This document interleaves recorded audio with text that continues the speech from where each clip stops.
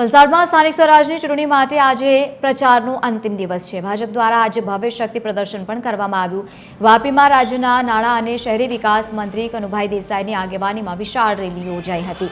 મંત્રી કનુભાઈ દેસાઈએ આત્મવિશ્વાસ સાથે દાવો વ્યક્ત કર્યો છે કે વાપી મહાનગરપાલિકા અને વલસાડની તમામ સ્થાનિક સ્વરાજની સંસ્થાઓમાં ફરી એકવાર ભાજપનો ભગવો લહેરાશે। ભાજપના કાર્યકર્તાઓમાં ભારે ઉત્સાહનો માહોલ છે અને જીત માટે ભાજપ સંપૂર્ણપણે સજ્જ।